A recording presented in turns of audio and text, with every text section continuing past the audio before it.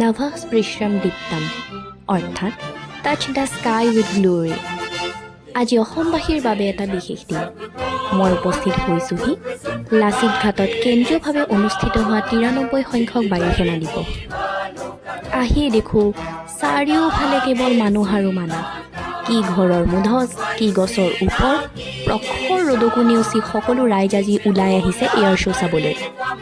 এয়া চাওক, বায়ুসেনাৰ ৭৫খনৰো অধিক বিমানে অংশ লৈছে এই এয়াৰ শ্ব'ত। আৰু এই সমৰ কলা প্ৰত্যক্ষ কৰিছে ৩০০ অতিথিয়ে। সঁচাকৈ দেই, এই দৃষ্টিনন্দন উৰণ দেখি আজি অসমবাসীয়ে আমি অনুভৱ কৰিব পাৰিছোঁ ভাৰতীয় হোৱাৰ গৌৰৱ। আৰু এয়া চাওকচোন, কি সুন্দৰ বিমানৰ শৃংখলিত স্পন্দন।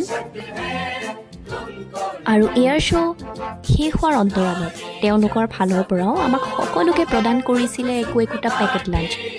তাতে চিপছ, পানী বটল, মিঠাই আদি কিছু সামগ্ৰী আছিলে। ধন্যবাদ বায়ুসেনা। আৰু বাহিৰত আহি ওলাই দেখোঁ যে এক ভয়ংকৰ ভিৰ। যেনে তেনে ভিৰক নেওচি আমি আহি এসাঁজ খালোহি ৰাঙলীত। গতিকে শেষত আজি মই নিজকে ধন্য মানিছোঁ। ধন্যবাদ অসমবাসী, ধন্যবাদ বায়ুসেনা।